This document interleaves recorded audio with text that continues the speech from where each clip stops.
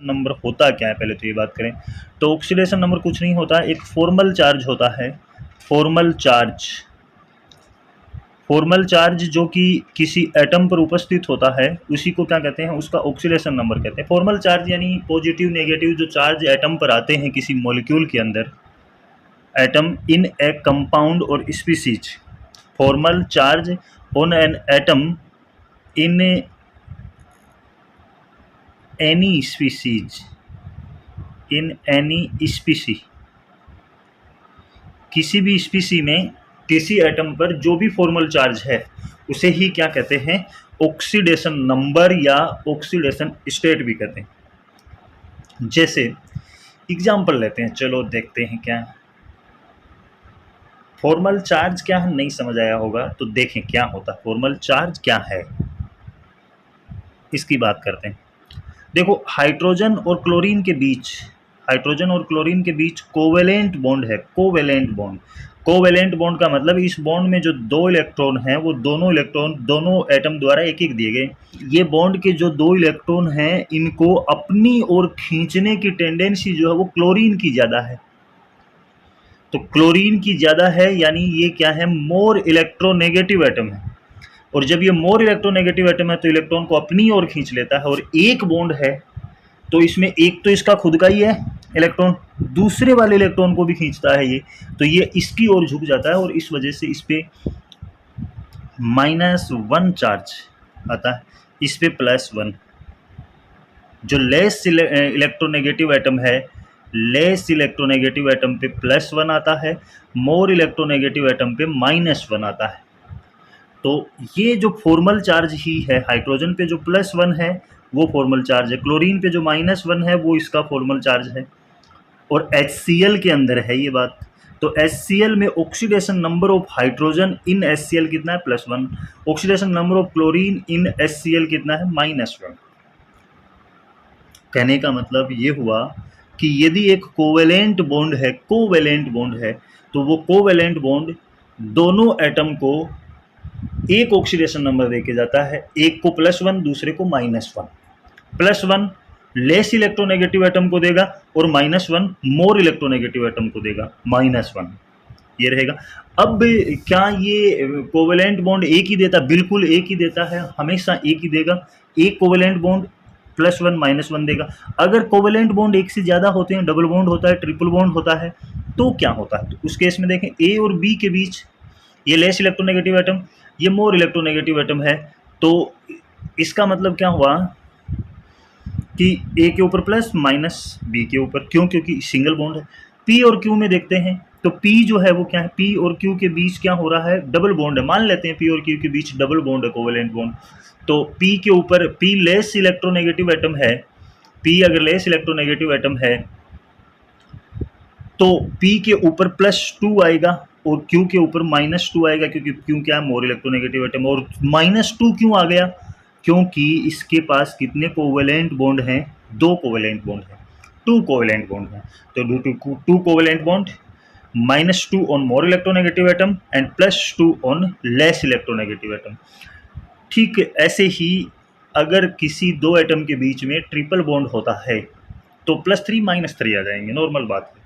तो इसे एक कंसेप्ट बना के याद रख लें अपन, ये एक थ्योरी बना के याद रख लें कि 1 कोवेलेंट बॉन्ड +1 देता है, 1 कोवेलेंट बॉन्ड +1 देता है लेस इलेक्ट्रोनेगेटिव एटम को, -1 देता है मोर इलेक्ट्रोनेगेटिव एटम को। और 2 कोवेलेंट बॉन्ड जो होते हैं वो +2 किसको देंगे, लेस इलेक्ट्रोनेगेटिव एटम को, -2 किसको देंगे, मोर इलेक्ट्रोनेगेटिव एटम को। इस तरह से प्लस और -1 देते हैं, प्लस माइनस चार्ज जो है वो आता है, फॉर्मल चार्ज आता है। अगर 3 बॉन्ड होते हैं, 3 बॉन्ड होते हैं तो +3 लेस इलेक्ट्रोनेगेटिव एटम को, -3 मोर इलेक्ट्रोनेगेटिव एटम को। तो इससे कुछ बात तो समझ आई होगी ना, कुछ तो आया होगा कि अगर एक कोवेलेंट बॉन्ड है तो वो जिन दो एटम के बीच में बना हुआ है उन दोनों को वो एक एक ऑक्सीडेशन नंबर देगा। अब किसको प्लस देगा, किसको माइनस देगा, ये देखने वाली बात होगी। तो प्लस किसको देगा, जिसकी इलेक्ट्रॉन नेगेटिविटी कम होती है, माइनस किसको देगा, जिसकी इलेक्ट्रॉन नेगेटिविटी ज़्यादा होती है। तो +1 कम इलेक्ट्रोनेगेटिविटी वाले को, लेस इलेक्ट्रोनेगेटिविटी वाले को, और -1 मोर इलेक्ट्रोनेगेटिविटी वाले को मिलता है। इलेक्ट्रोनेगेटिविटी कुछ नहीं होता। इलेक्ट्रोनेगेटिविटी बॉन्ड के इलेक्ट्रॉनों को अपनी ओर अट्रैक्ट करने की जो टेंडेंसी है, स्ट्रेंथ है, जो पावर है, उसको क्या कहते हैं? इलेक्ट्रॉन नेगेटिविटी कहते हैं। तो जैसे इलेक्ट्रॉन नेगेटिविटी का ऑर्डर अपने को याद रख लेना, फ्लोरीन की सबसे ज़्यादा होती है, फिर ऑक्सीजन की, फिर नाइट्रोजन की, इस तरह से इलेक्ट्रॉन नेगेटिविटी का ऑर्डर होता है। तो इलेक्ट्रॉन नेगेटिविटी मतलब अगर कोई एटम की बॉन्डिंग इलेक्ट्रॉनों को अपनी ओर अट्रैक्ट करने की, खींचने की पावर, क्षमता, ताकत अगर ज़्यादा है तो उसकी इलेक्ट्रोनेगेटिविटी भी ज़्यादा होगी, और जिसकी इलेक्ट्रोनेगेटिविटी ज़्यादा होगी उसके ऊपर -1 फॉर्मल चार्ज होगा, और जिसकी कम होगी उसके ऊपर +1 होगा, अगर उसने सिंगल कोवेलेंट बॉन्ड बना रखा है तो। अगर डबल बना रखा तो -2 और +2 होगा, अगर ट्रिपल बना रखा तो +3 और -3 जो चार्ज हैं वो होते हैं। तो अब बात करते हैं इलेक्ट्रोनेगेटिविटी की। तो इलेक्ट्रोनेगेटिविटी क्या है? इलेक्ट्रोनेगेटिविटी कुछ नहीं है। इलेक्ट्रोनेगेटिविटी क्या है? Tendency to attract the bonding electron, tendency to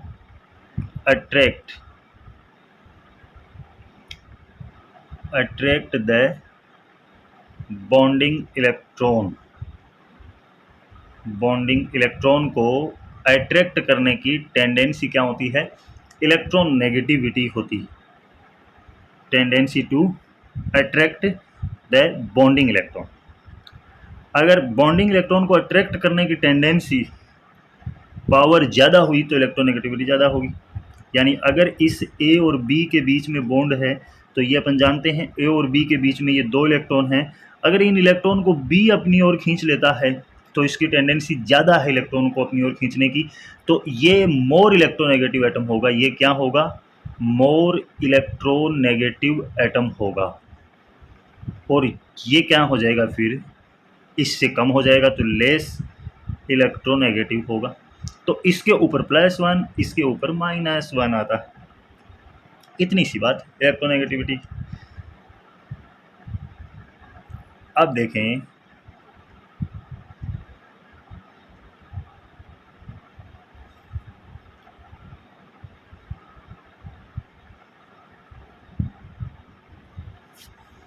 अब इलेक्ट्रोनेगेटिविटी की अगर बात करें तो अपन थोड़ा सा इलेक्ट्रोनेगेटिविटी के लिए देखें क्या है कि एक इलेक्ट्रोनेगेटिविटी का ऑर्डर देख लेते हैं थोड़ा सा।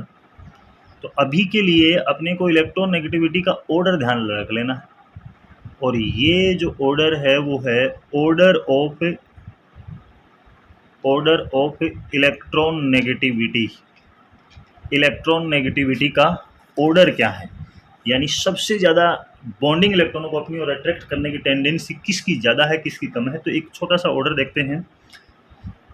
सबसे ज़्यादा फ्लोरीन की होती है। फ्लोरीन बॉन्डिंग इलेक्ट्रॉनों को अपनी ओर बहुत स्ट्रॉन्गली अट्रैक्ट करता है, फिर ऑक्सीजन करता है, फिर नाइट्रोजन करता है। FON, फोन से याद रख लेंगे। इसके बाद आता है हेलोजन का क्लोरीन के बाद आता है ब्रोमीन, और ब्रोमीन के बाद आता है आयोडीन के बाद आता है सल्फर के बाद आता है कार्बन के बाद आता है हाइड्रोजन। ये जनरल सा ऑर्डर है जो हमें याद रख लेना है। जब हम ऑक्सीडेशन नंबर कैलकुलेट करेंगे तो ये ऑर्डर अपने काम आएगा। तो ये जनरल ऑर्डर याद रख लेंगे। सबसे ज़्यादा टेंडेंसी फ्लोरीन की होती है, फिर oxygen, nitrogen, FON, chlorine, bromine, iodine, फिर हेलोजन होते हैं, क्लोरीन, ब्रोमीन और आयोडीन। देखो सबसे ज़्यादा हेलोजन इलेक्ट्रोनेगेटिविटी हेलोजन की है, फ्लोरीन की है, उसके बाद ऑक्सीजन की आ जाती है, फिर नाइट्रोजन की आ जाती है, फिर कहीं से हेलोजन वापस आता है, क्लोरीन, ब्रोमीन और आयोडीन की, और इसके बाद सल्फर की, कार्बन की और फिर हाइड्रोजन की। ये इलेक्ट्रोनेगेटिविटी का ऑर्डर है। इसके बाद अपनी बात चल रही है किसकी? जो ऑक्सीडेशन नंबर को कैलकुलेट कैसे करते हैं उसकी बात चल रही है। तो अपन बात करते हैं जैसे कैलकुलेट, ये क्वेश्चन है अपने पास।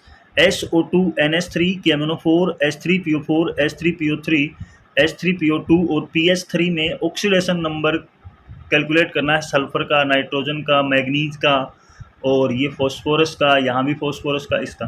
तो सबसे पहले अपन बात करते हैं कि इनमें कोवैलेंट बॉन्ड को शो करते हैं, कोवैलेंट बॉन्ड को शो करते हैं। तो देखो पहले अपन SO2 की बात करते हैं। तो SO2 की जो स्ट्रक्चर होती है वो कैसी होती है, ऐसी स्ट्रक्चर होती है। ये सल्फर है और ये डबल बॉन्ड ऑक्सीजन है और ये डबल बॉन्ड ऑक्सीजन है।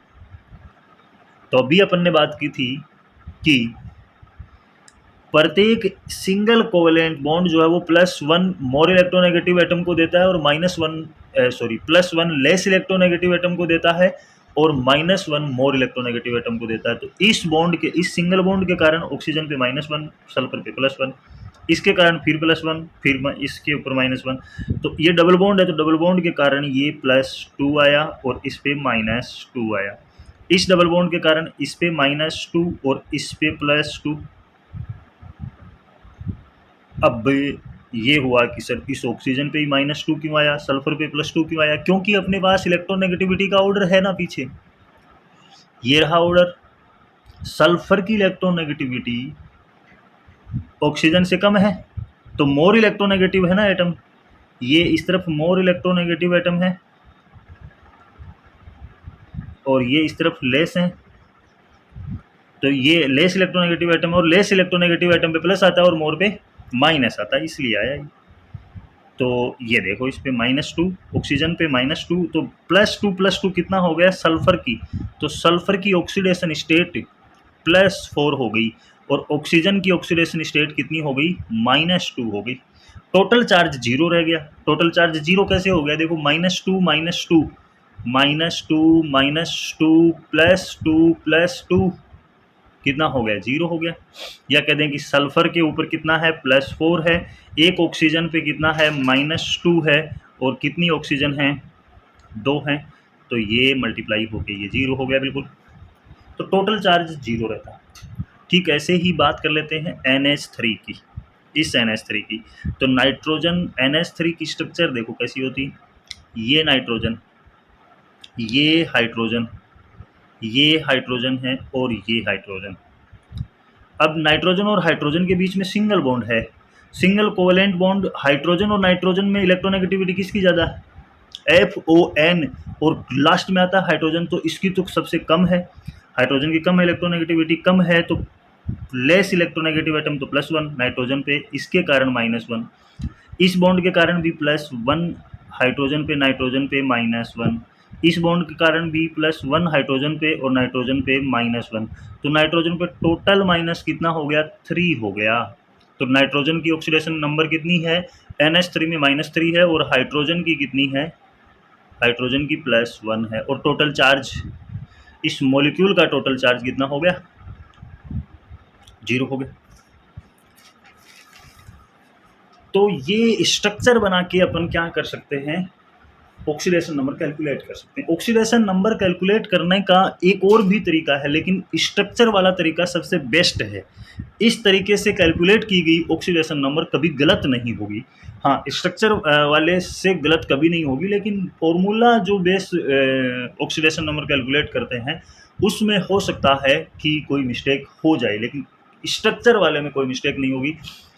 तो मैं कहूँगा कि सबसे बेस्ट तरीका क्या है, स्ट्रक्चर का है। तो स्ट्रक्चर तो हमें कंपाउंड्स की पता ही होनी चाहिए, और स्ट्रक्चर को पता करने के लिए अलग से अपना जो टॉपिक होता है वो आता है केमिकल बॉन्डिंग। तो उसमें कंपाउंड की स्ट्रक्चर मॉलिक्यूल की कैसे होती है केमिकल बॉन्डिंग में, उसको और भी अच्छे से पढ़ेंगे अपन। तो अब अपन बात करते हैं कि कैसे कैलकुलेट करें ऑक्सीडेशन नंबर। जैसे SO2 की देख ली, NH3 की देख ली, KMnO4 की भी देखते हैं, लेकिन ये कैलकुलेट कैसे करते हैं इसकी बात करते हैं। तो अगला क्वेश्चन है अपने पास कि हाउ वी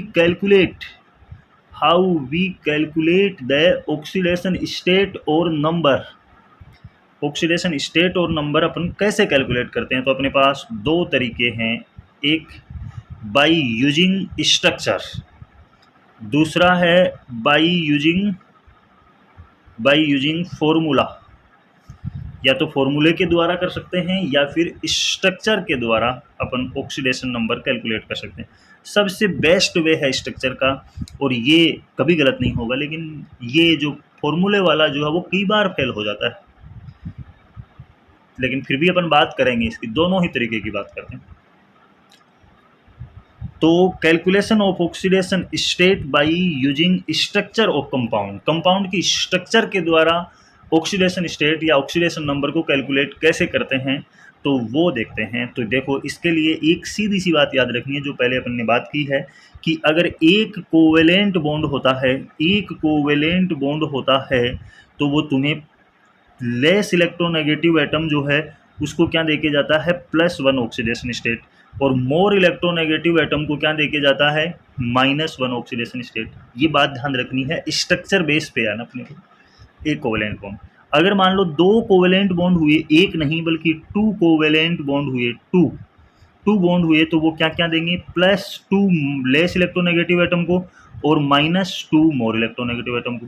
और अगर 3 हुए तो वो +3 लेस इलेक्ट्रोनेगेटिव एटम को और -3 मोर इलेक्ट्रोनेगेटिव एटम को ऑक्सीडेशन नंबर देता है, यानी इलेक्ट्रोनेगेटिव एटम पे असाइन करेंगे और माइनस चार्ज जो है अपन मोर इलेक्ट्रोनेगेटिव एटम पे दर्शाएंगे।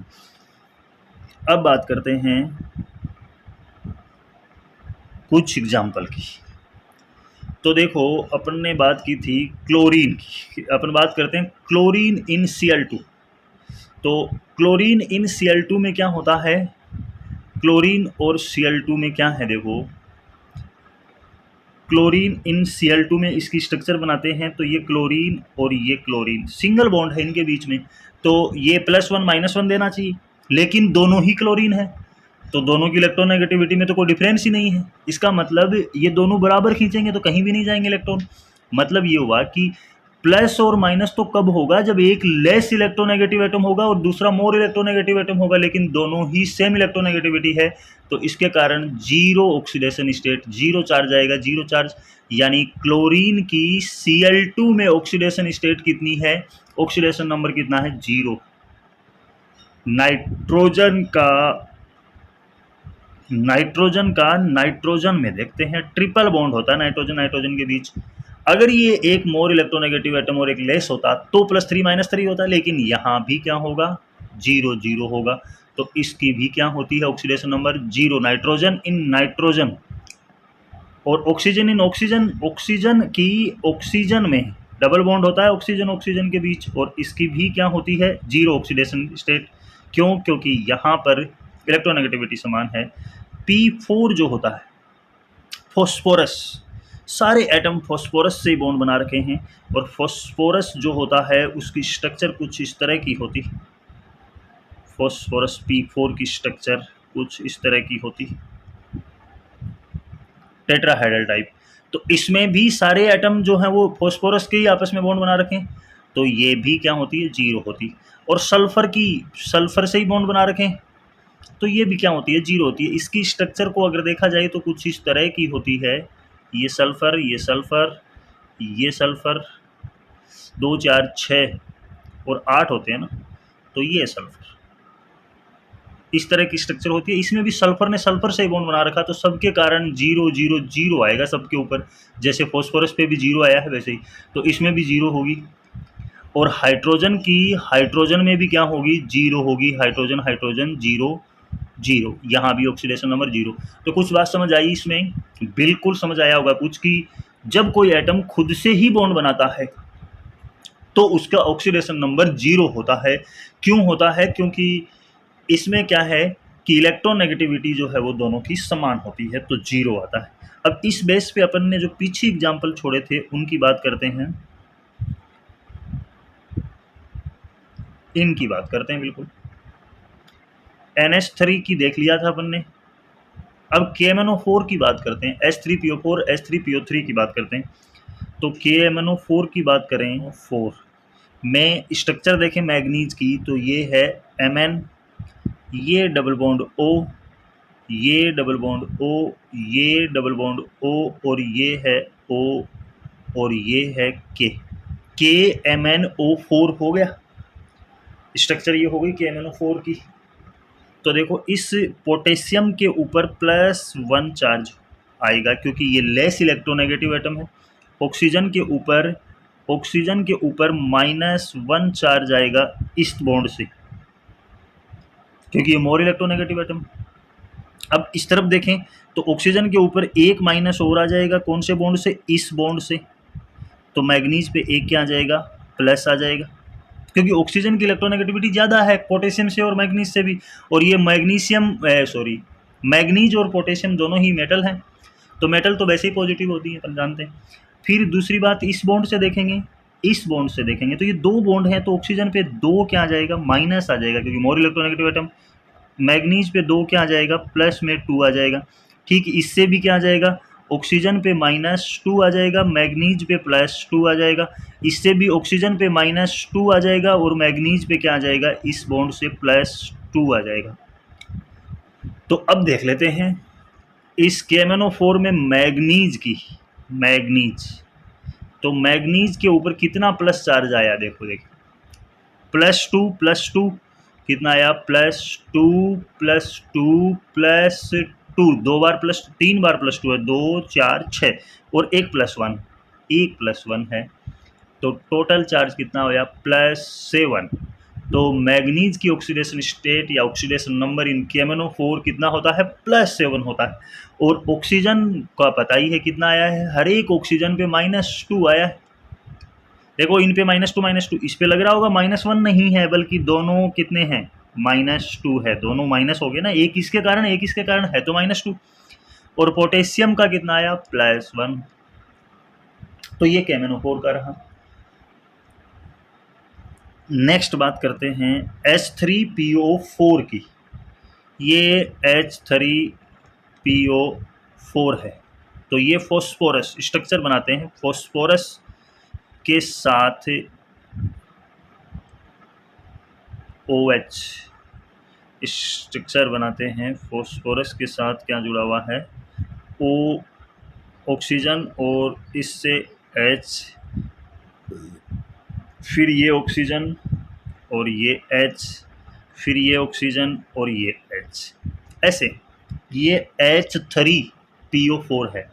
H3PO4 टेट्राहाइड्रल स्ट्रक्चर होती है, केमिकल बॉन्डिंग में इसको पढ़ते हैं। तो इसमें देखो 4 बॉन्ड, फॉस्फोरस ने कुल कितने बॉन्ड बना रखे हैं? उतना ही पॉजिटिव आ जाएगा, क्योंकि फॉस्फोरस लेस इलेक्ट्रोनेगेटिव है, oxygen more electronegative atom. Hydrogen less है, तो देखो इस तरफ से अगर चलते हैं अपन, इस तरफ से चलें तो हाइड्रोजन पे +1 आएगा इस बॉन्ड के कारण, क्योंकि ये बॉन्ड ऑक्सीजन से बना हुआ है, ऑक्सीजन -1 आएगा, क्योंकि ऑक्सीजन मोर इलेक्ट्रोनेगेटिव एटम है, जानते हैं अपन। यहाँ फॉस्फोरस पे इस बॉन्ड के कारण फॉस्फोरस पे +1 आ जाएगा, तो ऑक्सीजन पे फिर -1 आ जाएगा, तो टोटल ऑक्सीजन पे -2 हो गया। ऐसे ही हाइड्रोजन पे इस तरफ +1, ऑक्सीजन पे -1, और इस तरफ से चलेंगे तो ऑक्सीजन पे -1 इस बॉन्ड से आएगा, फॉस्फोरस और ऑक्सीजन के बीच वाले से, तो फॉस्फोरस पे +1 आ जाएगा। ऑक्सीजन पे -1 फॉस्फोरस वाले बॉन्ड से आएगा, तो फॉस्फोरस पे +1 आ जाएगा, और हाइड्रोजन पे +1 आ जाएगा, ऑक्सीजन पे -1 आ जाएगा, ऐसे ही रहेगा।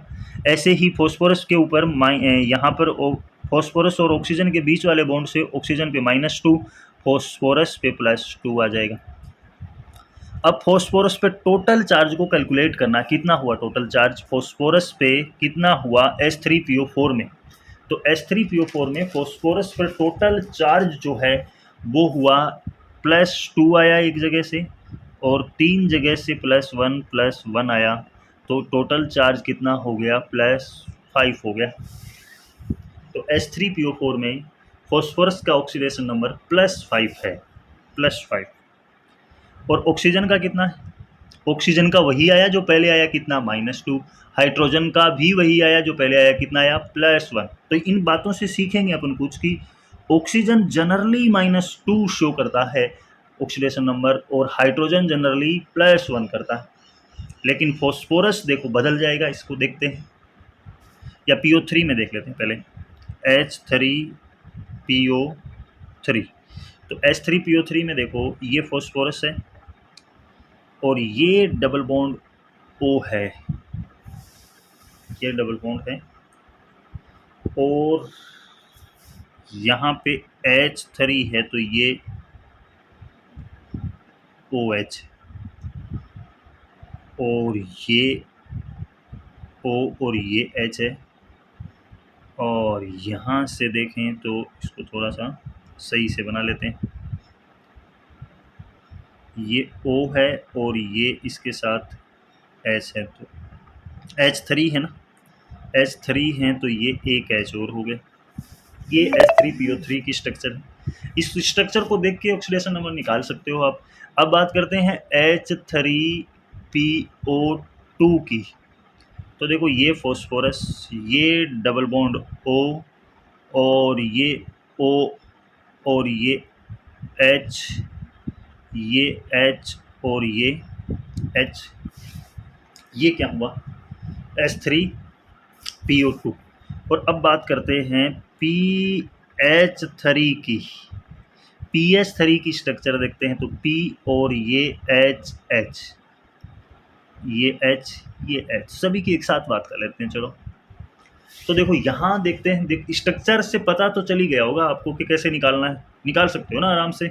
देखो कैसे, ऑक्सीजन की इलेक्ट्रोनेगेटिविटी क्या है, ज़्यादा है फॉस्फोरस से, तो ऑक्सीजन के कितने बॉन्ड बना रखे हैं फॉस्फोरस से, 2, तो -2, तो फॉस्फोरस पे कितना आ जाएगा इस तरफ से, ऑक्सीजन की तरफ से +2 आ जाएगा।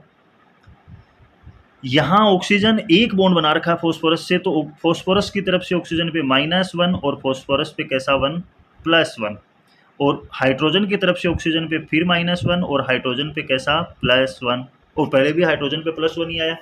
ठीक ऐसे ही ऑक्सीजन पे -1 हाइड्रोजन की तरफ से, तो हाइड्रोजन पे +1, ऑक्सीजन पे -1 किसकी तरफ से, फॉस्फोरस की तरफ से, तो फॉस्फोरस पे +1, हाइड्रोजन की तरफ +1 आएगा, फॉस्फोरस की तरफ -1 आएगा, क्योंकि फॉस्फोरस की इलेक्ट्रोनेगेटिविटी हाइड्रोजन से ज़्यादा है। तो अब कैलकुलेट करना है इसमें फॉस्फोरस का चार्ज कितना हुआ। देखो +2 ऑक्सीजन से आया, ऊपर वाली ऑक्सीजन से, इस ऑक्सीजन से +2 आया तो +2, फिर यहाँ से +1 आया तो +1, फिर यहाँ से +1 आया तो +1, फिर यहाँ से कितना आया -1 तो -1, तो कितना बच गया ये +2 और +1 यानी +3। ऑक्सीडेशन स्टेट H3PO3 में, H3PO3 में +3 हुई, किसकी, फॉस्फोरस की। देखो पहले +5 आई अपनी H3PO4 में, और H3PO3 में कितनी आई, +3 आई। अब बात करते हैं H3PO2 में, देखें तो यहाँ से -2, यहाँ पर फॉस्फोरस पे +2, यहाँ ऑक्सीजन पे -1 तो फॉस्फोरस पे +1, यहाँ देखें तो हाइड्रोजन पे +1 आ जाएगा, ऐसे ही आएगा, हाइड्रोजन पे +1 ही आएगा यहाँ पर भी और यहाँ पर भी। तो इस हाइड्रोजन पे +1 तो फॉस्फोरस पे -1, इस हाइड्रोजन पे +1 तो फॉस्फोरस पे -1 आया, बिल्कुल आया। तो यहाँ पर अब अगर फॉस्फोरस का टोटल फॉर्मल चार्ज देखें तो वो कितना हुआ, देखो फॉस्फोरस का चार्ज कितना है, ऊपर से +2 आया, एक डबल बॉन्ड वाली ऑक्सीजन से +2 आया, ठीक है, फिर इस सिंगल बॉन्ड वाली ऑक्सीजन से +1 आया, ठीक है, फिर -1 हाइड्रोजन से आया, एक हाइड्रोजन से -1 आया, दूसरे हाइड्रोजन से भी -1 आया, तो फॉस्फोरस कितना बच गया, +3 -2, यानी कि कितना बचा, +1। तो फॉस्फोरस की ऑक्सीडेशन नंबर H3PO2 में कितनी है, +2 है, +1 है। यहाँ से देखें तो हाइड्रोजन का +1 चार्ज होगा तो फॉस्फोरस का -1, इस तरफ से हाइड्रोजन का +1 तो फॉस्फोरस का -1 हो गया, हाइड्रोजन का +1 तो फॉस्फोरस का -1, तो टोटल चार्ज फॉस्फोरस पे कितना आया, -1 -1 यानी टोटल -3 चार्ज आ गया। तो ऑक्सीडेशन नंबर कितना हुआ, -3 हुआ PH3 में। तो यहाँ से हमें पता चल रहा है कि फॉस्फोरस की ऑक्सीडेशन नंबर फिक्स नहीं है, और किसी भी एटम की ऑक्सीडेशन नंबर फिक्स नहीं होती, वो डिपेंड करती है कि वो किस मॉलिक्यूल में है, किस कंपाउंड में है, इस बात पे डिपेंड करती। किसी भी एटम की, किसी भी एलिमेंट की ऑक्सीडेशन नंबर कभी अपन फिक्स नहीं कर सकते कि फॉस्फोरस होगा तो इतनी ही होगी, नाइट्रोजन होगा तो इतनी होगी, नहीं। ये किस बात पर डिपेंड करेगी, ये इस बात पर डिपेंड करेगी कि वो जो एटम है वो किस मॉलिक्यूल में है। जैसे यहाँ पर फॉस्फोरस H3PO3 में था, तब इसकी ऑक्सीडेशन नंबर +3 है, और अगर यही फॉस्फोरस H3PO2 में है तो +1 है, और यही फॉस्फोरस PS3 में है तो -3 है। और इससे पहले भी अपन ने देखा कि अगर यही फॉस्फोरस किस में हो, यही फॉस्फोरस हो किस में, H3PO4 में हो, तो इसकी +5 होती, +5 होती। ये रही ऑक्सीडेशन स्टेट इसकी कितनी, +5 H3PO4 में। तो यहाँ से पता चलता है कि ऑक्सीडेशन नंबर डिपेंड किस पे करती है, कंपाउंड पे डिपेंड करती है, स्पीसी में डिपेंड करती है कि कौन सी स्पीसी में वो उपस्थित है, उस पे डिपेंड करेगी। और तो ये वाली ऑक्सीडेशन स्टेट अपन ऐसे कैलकुलेट कर सकते हैं इस तरह से। अब देखें कि ये by using chemical formula oxidation state के द्वारा कर लिया अपन ने। ये ऑक्सीडेशन स्टेट किसके द्वारा, केमिकल स्ट्रक्चर के द्वारा। फिर देखो क्लोरीन की, क्लोरीन में ये वाली बात थी, जब कोई एटम खुद से ही बॉन्ड बनाता है तो जीरो ऑक्सीडेशन स्टेट होती है उसकी, जीरो। यानी यहाँ पे अपन एक बात याद रख सकते हैं, और वो ये है कि देखो सबकी जीरो आई है इनकी, जब खुद से बॉन्ड बना रहे हैं तो खुद से बॉन्ड बनाने पर जीरो होती है इन एलिमेंटल फॉर्म, इन एलिमेंटल फॉर्म, एलिमेंटल फॉर्म और नेचुरल फॉर्म, नेचुरल फॉर्म, और कह सकते हैं अपन क्या, most common form, most common form. The oxidation number is 0। यानी अपन ने देखो ऊपर देखा है ये कि ऑक्सीडेशन नंबर 0 होता है किस फॉर्म में, एलिमेंटल फॉर्म में, या तो एलिमेंटल फॉर्म और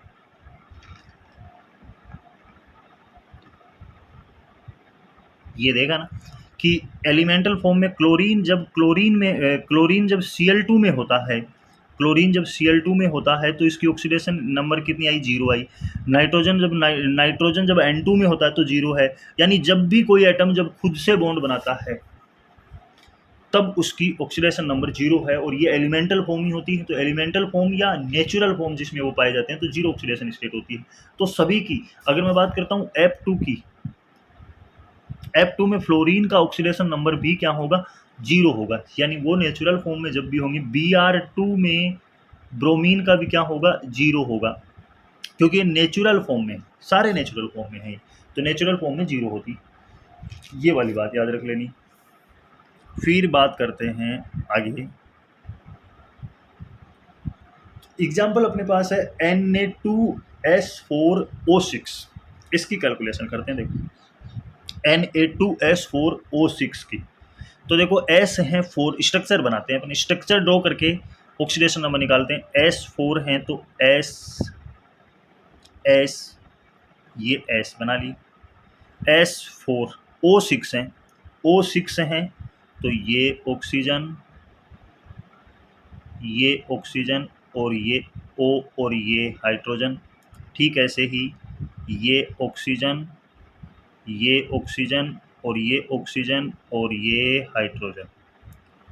ये Na2S4O6 है, Na है, ये हाइड्रोजन की जगह क्या होगा, Na होगा।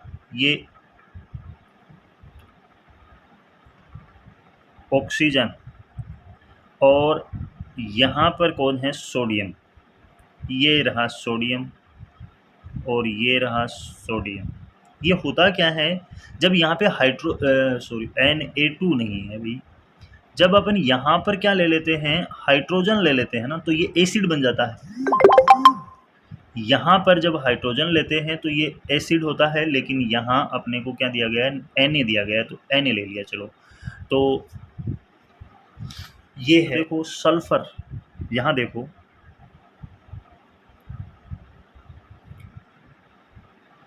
यहाँ अगर देखें तो सल्फर कितने हैं, 1 2 3 4 सल्फर हैं। तो देखो इसमें सोडियम पे कितना रहेगा, +1 रहेगा, सोडियम पे +1, ऑक्सीजन पे -1। ऑक्सीजन और सल्फर में ऑक्सीजन की ज़्यादा, तो इस तरफ से -1, सल्फर पे कितना आ जाएगा, +1। इस तरफ से ऑक्सीजन पे -2, तो सल्फर पे कितना आ जाएगा, +2 आ जाएगा। इस तरफ से -2, तो सल्फर पे +2। और इस तरफ से इस बॉन्ड सल्फर वाले बॉन्ड के कारण इस सल्फर पे 0 आएगा, और इस सल्फर पे भी 0 आएगा। इस सल्फर बॉन्ड के कारण 0, इस सल्फर बॉन्ड के कारण 0 आएगा, क्योंकि ये खुद से ही बॉन्ड बना रहे हैं। ये पीछे देखा अपन ने कॉन्सेप्ट, यहाँ इसके कारण -2, तो सल्फर पे +2 आ जाएगा। इसके कारण यहाँ पर ऑक्सीजन पर -2, तो सल्फर पे +2 आ जाएगा। और इसके कारण ऑक्सीजन के कारण +1 आ जाएगा सल्फर पे, और ऑक्सीजन पे -1 इस बॉन्ड के कारण, और Na के ऊपर प्लस आया तो ऑक्सीजन पे -1 आ गया। ये हो गया। तो अपने पास क्या रहा, देखो ये है अपने पास, यहाँ अगर बात करें तो ये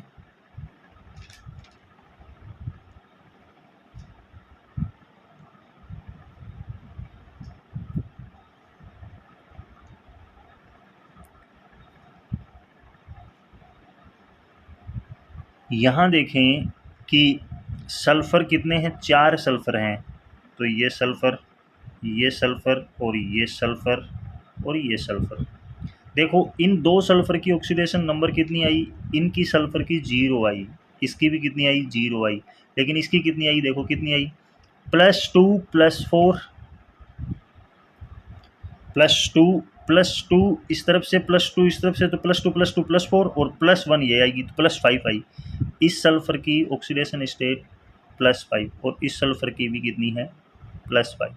तो सल्फ़र की ऑक्सीडेशन स्टेट Na2S4O6 में कितनी हुई, सल्फ़र इक्वल टू कितना हुआ, 5 और 0 रहेगी। एक तो 5 होगी और एक 0 होगी। अब देखो यहाँ पर अपन करते हैं कैसे, एक कॉन्सेप्ट और आता है कि 4 सल्फ़र हैं और उनकी जो ऑक्सीडेशन स्टेट आएगी वो ऑक्सीडेशन स्टेट 4 पर +5 है, 2 पे 0 है, और 2 पे +5 है। तो इनकी अपन एवरेज ऑक्सीडेशन नंबर निकालते हैं, एवरेज ऑक्सीडेशन नंबर। तो वो कैसे निकालते हैं, देखो यहाँ देखते हैं। एवरेज ऑक्सीडेशन नंबर का मतलब है कि sum of oxidation number of all atom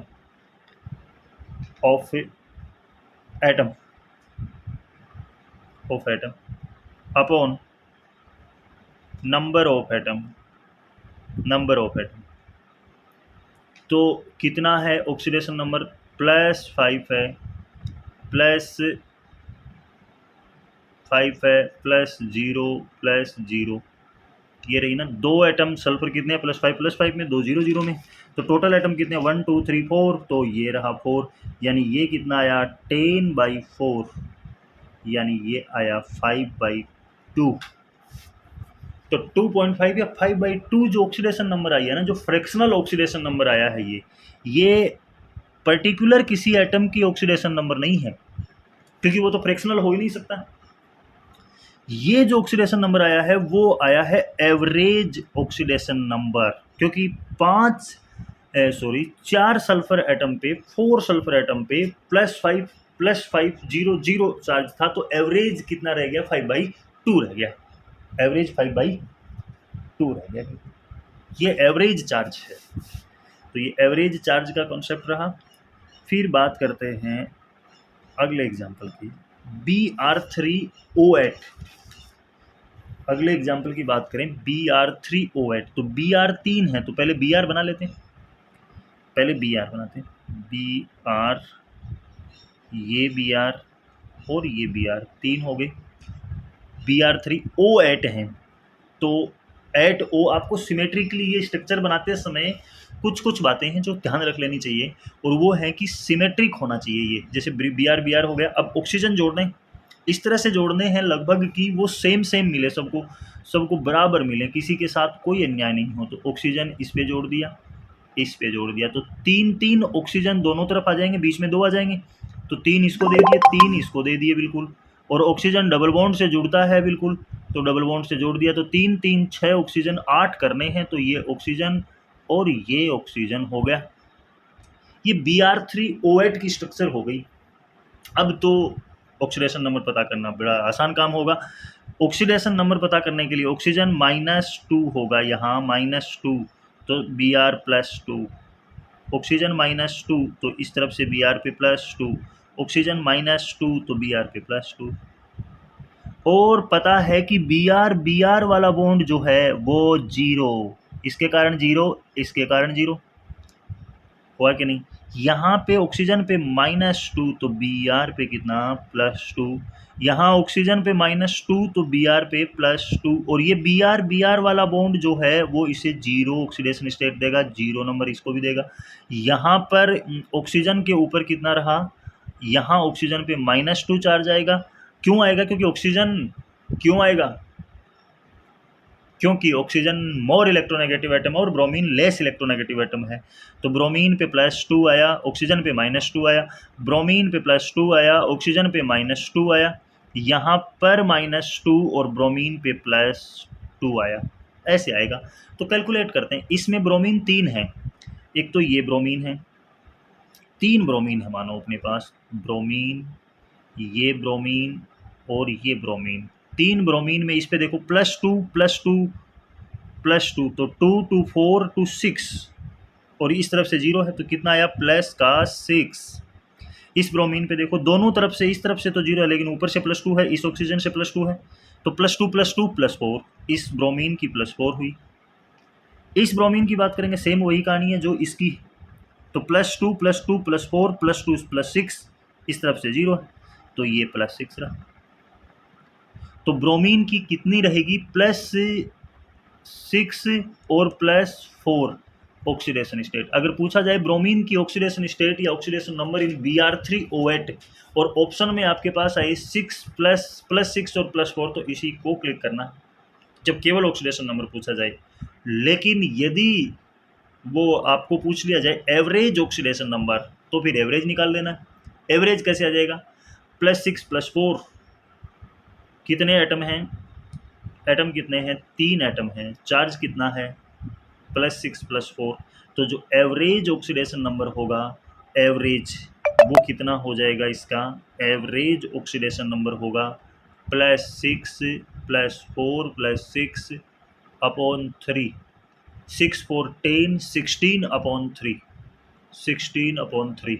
तो ऑप्शन में पूछा जाए, ये क्वेश्चन में ये पूछा जाए कि oxidation number of bromine in Br3O8, और ऑप्शन में 16/3 भी दिया जाए और आपको +6 और +4 दिया जाए, तो 16/3 नहीं बल्कि +6 और +4 करना है।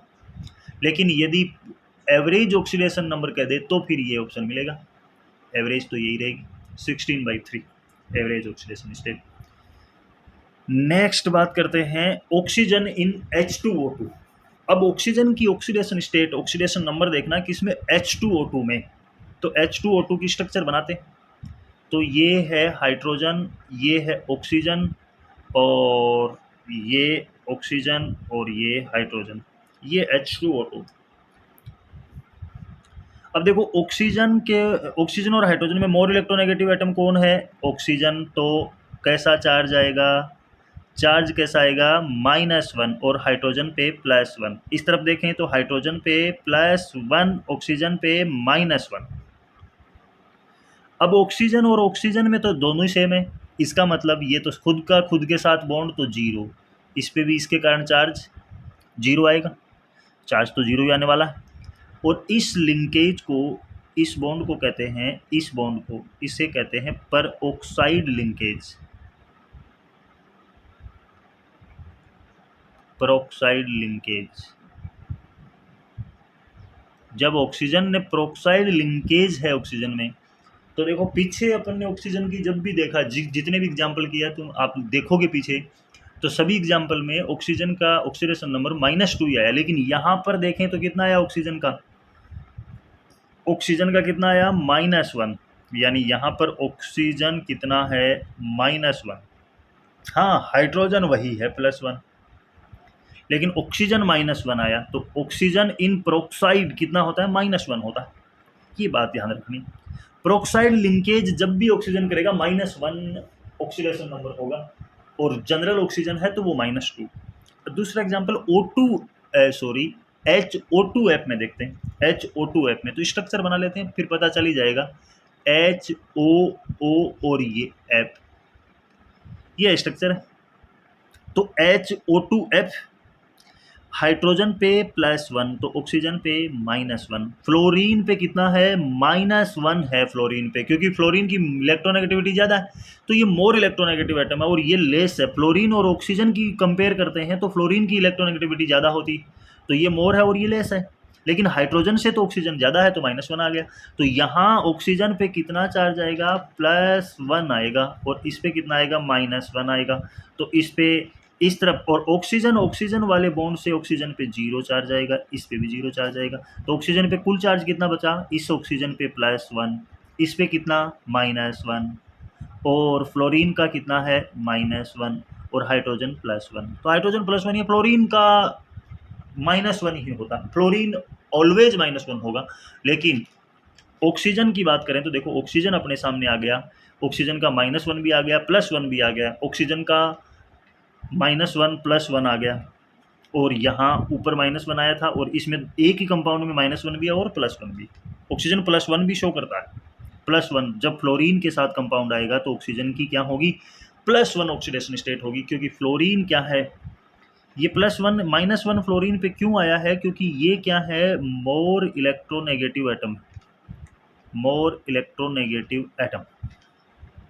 और ऑक्सीजन फ्लोरीन के कंपैरिजन में लेस इलेक्ट्रोनेगेटिव एटम है। हाँ, ऑक्सीजन हाइड्रोजन से मोर इलेक्ट्रोनेगेटिव एटम है हाइड्रोजन के कंपैरिजन में, लेकिन फ्लोरीन के कंपैरिजन में लेस इलेक्ट्रोनेगेटिव एटम है।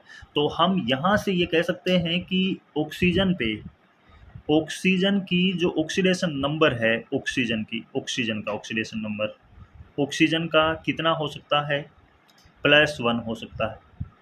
ऑक्सीजन का कितना हो सकता है, -1 हो सकता है। ऑक्सीजन का कितना हो सकता है, -2 हो सकता है। ऑक्सीजन का और कितना हो सकता है, 0 हो सकता है। किस में होता है, O2 में, O2 में 0 है ना। +1 किस में है, H2O2 में, यानी जब भी प्रोक्साइड होगा +1 होगा। सॉरी, +1 किस में होगा, +1 नहीं, जैसे +1 किस में अभी निकाला अपने, +1 में HO2F में आया है +1, तो फ्लोरीन के साथ बॉन्ड होगा ना, तब +1 आएगा ऑक्सीजन। कभी भी याद रखना, जब फ्लोरीन आ जाए कंपाउंड में तब +1 आएगा। और -1 कब है, जब प्रोक्साइड लिंकेज होता है, H2O2 में है, और -2 जनरली होता ही है जैसे H2O में। तो ऑक्सीडेशन स्टेट वेरिएबल, इस कॉन्सेप्ट को कि एक ऑक्सीडेशन स्टेट नहीं है, ऑक्सीजन के कई ऑक्सीडेशन नंबर हैं, तो इस कॉन्सेप्ट को कहते हैं वेरिएबल ऑक्सीडेशन नंबर। ये होता है वेरिएबल ऑक्सीडेशन स्टेट। तो ऑक्सीजन भी वेरिएबली ऑक्सीडेशन स्टेट दर्शा सकता है, क्योंकि ये तो बात अपन फिक्स, अब ये बात तो अपन ने समझ ही सकते हैं कि किसी भी एटम की ऑक्सीडेशन नंबर फिक्स नहीं होती, वो डिपेंड करेगी कि किस मॉलिक्यूल में है, किस स्पीसी में है, किस कंपाउंड में है, इस बात पे डिपेंड करती है ऑक्सीडेशन नंबर। तो ये वाली बात थी।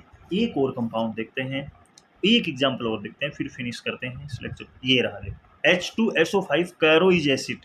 इस एसिड में ऑक्सीडेशन नंबर सल्फर की देखें, हाइड्रोजन ऑक्सीजन की तो वही रहने वाली है जनरली, लेकिन सल्फर की ऑक्सीडेशन नंबर देखें तो देखो, ये है सल्फर तुम्हारे पास, और इस सल्फर ने डबल बॉन्ड O HSO5 है, ऑक्सीजन 5 है, तो ये ऑक्सीजन 1 2 3 4, और ये H, ये O, और ये H।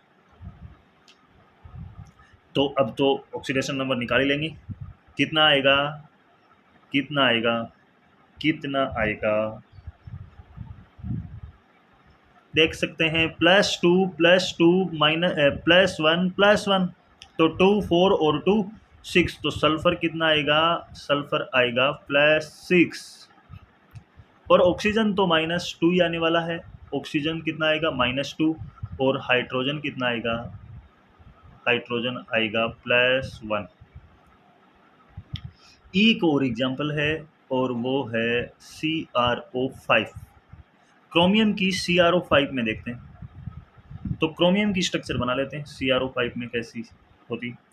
ये क्रोमियम है, ऑक्सीजन 5 हैं, तो एक ऑक्सीजन तो ऐसे जोड़ देते हैं, ये रहा ऑक्सीजन, ऑक्सीजन, ये रहा ऑक्सीजन, ये रहा ऑक्सीजन, ऑक्सीजन, इस तरह से ऑक्सीजन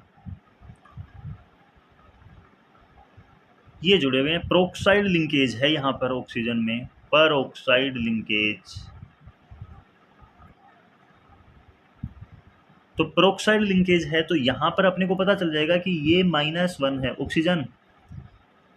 क्रोमियम और ऑक्सीजन के बीच का जो बॉन्ड है उसमें क्रोमियम पे +1 जाएगा, ऑक्सीजन पे -1 जाएगा। यहाँ क्रोमियम पे +1, ऑक्सीजन पे -1। ऑक्सीजन ऑक्सीजन के बीच में बॉन्ड है उसमें दोनों पे क्या जाएगा, 0 0 जाएगा। ठीक है, ऐसे ही इससे -1 क्रोमियम पे +1, इस ऑक्सीजन पे -1 क्रोमियम पे +1, इस ऑक्सीजन पे -2 जाएगा क्योंकि डबल बॉन्ड है, और क्रोमियम पे कैसा आएगा, +2 आएगा। इसमें 0 0 होगा इस बॉन्ड के कारण। हुआ कि नहीं? तो क्रोमियम का चार्ज कितना हुआ देखो, 2 और ये 1 2 3 4 और ये कितना रहा,